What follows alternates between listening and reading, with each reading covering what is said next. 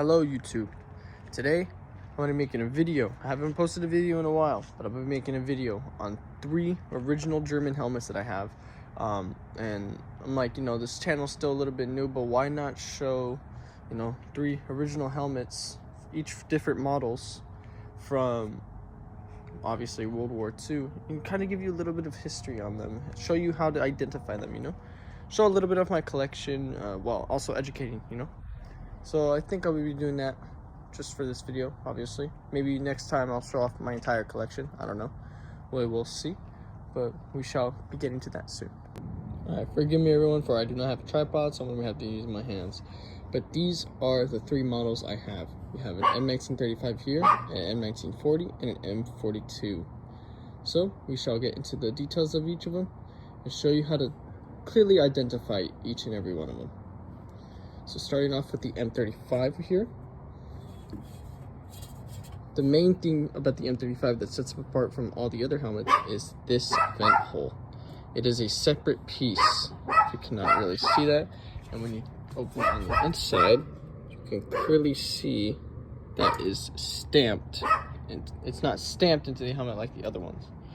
Now, as you can see, here is the lot. If you can get a focus, there we go. The lot number is right there, along with the maker mark, ET64. Now, whenever you're identifying what maker made these helmets, you always want to look on this side for M35s and M40s. Sometimes on M42s. We'll get to that right now. So, on this side, as you can see, I already showed you, maker mark ET64. Cameras do not focus well. So there we go on that. Now, if you're wondering why this table is so dirty, this is where I restore my helmets, so bear with me there. My gosh, this camera. Okay. And then also, give you some pretty cool stuff.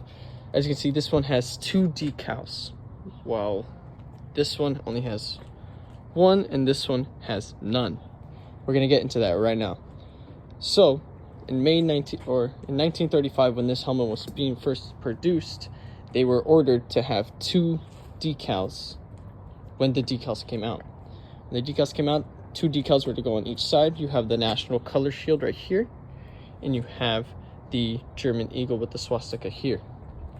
Now, obviously, this wasn't like this all the time. After May 1940, this decal was ordered to be removed. Some people didn't listen to it, obviously, as you can find helmets from Operation Barbarossa, photos from that, which is in 1941 onward. You can find this still on there, which is pretty cool. But so this was ordered to be removed, and a lot of these helmets were taken and just reissued. So they were given new paint, more like this paint right here. They were just given new paint. This decal was mostly covered up, sometimes scratched off, but it was also just covered up by the paint. And this decal was left untouched. But that's what really happened with these ones. They also have a different liner than these ones, which I will get into. I do not have one for this one, but I'm going to be getting one soon. But I have a liner band, an original liner band in this one, so I will be showing you that right now. So let's get into this one. So that's the M1935, really cool helmet. I've been trying to get one of these for a long time, and I finally got one and was able to restore it. It looked really bad before, but now it looks great. All right, let's get on to this one. This one is one of my personal favorites. I got it for 80 bucks, and I restored it myself. So as you can see, I made this into a single decal SS helmet. Sorry for the dog in the background. He just doesn't know how to shut up. The manufacturer for this one is Quist. I see I have a Repro chin strap on it. Now let's get to the juicy part. This one is a very late war, 1940-ish. Because as you can see, there is no maker mark on this side. And as I was looking for it when I first bought this helmet, there's actually a little Q indent right above the DN472. It's very hard to see, but it's there, trust me. And the liner band is a size 64, so that's how I could tell it's a 64 size. The liner band is dated 1944. Now, as you can see on this one, on this liner band, you see how this is made out of steel, zinc, and the holes, the loopholes for the chin strap are rounded off. For the early liners for the M35, before 1940, these were actually be made out of aluminum. The liner bands would be made out of aluminum, and this would be squared off, so it'd actually have a sharp edge. Really nice make. Obviously, decals reproduction, paint is not original, but dude, it looks fantastic. I'm really happy with this helmet. Oh, and then obviously, so the main difference here, same as the M35, we have a rolled edge. As you can see, the edge is rolled. But this time, instead of it being a separate piece, it's actually just this vent hole is stamped into the helmet itself. Really cool, really cool. That is the main difference between the M35 and the M1940. Now we're getting on to the last and final helmet really produced. There was another model, it's called the M1945, where basically the vent hole is just removed and it's just this. It's literally the M1940 with no vent holes. But obviously I don't have one of those examples. If I ever do get one, I will definitely show you guys. But we're going to be getting into this one. So this is an original ET, but this is a later word. So CKL M1942. Really happy with this helmet. No liner, no nothing. But as you can see, if we can get the camera to focus, there we go. CKL 644698. It's just a beautiful helmet. This was a Czech reissue, but now it's proper color. I think I might keep it. This wasn't very common, but it did happen where you had just smooth painted helmets with no texture on it and stuff. So I think I might keep it on that one. I do have another M42, so I have like 4 M40s, 1 M35, and 2 of M42s. I'm gonna make the other M42 a textured M42, as it is really supposed to be, because that one is an earlier war, maybe 1943-ish piece. This one's later war, so this could be like Hurricane Forest, which I'm definitely going to use this one on an impression for. This one obviously is an SS helmet, so I don't really do SS, but I think I might have to because of this. I love this helmet so much. And then this one, obviously early war, so gotta keep it like that. Oh, but let's get on to the main differences. So as you can see on the M42, the edge is not rolled. The edge is just flared out. Flared out edge, stamped innards, and obviously later in the war, same with the Quist one, the M40, the stamping is on the rear side and not on the side. Now, as you can see, I just reviewed all 3 helmets, but I'm going to tell you some very interesting stuff. On M42s, if you find earlier models of these, like maybe 1942, early 1943, you can find the ET stamp right here and not the CKL back here. So just to also be on the lookout for that, you know, obviously not every M42 is going to have a stamp back there, but by the end of the war, every single stamp was on the back. And onto the Quist one, you might be wondering, whoa, if the 1942 models were started in 1942, why is there a stamp on the back of this M40? Well, the company Quist itself, the manufacturer Quist that made these helmets, really only produced M40s all the way up until the end of the war.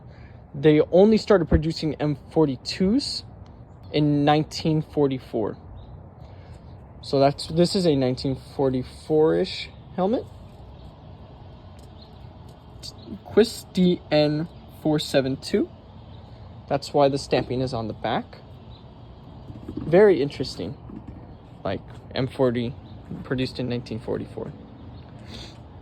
Quist believed that downgrading to the M42 was very not like Quist, so they wanted to keep quality over quantity, so they kept producing M40s, kept consuming time, unlike the M42s.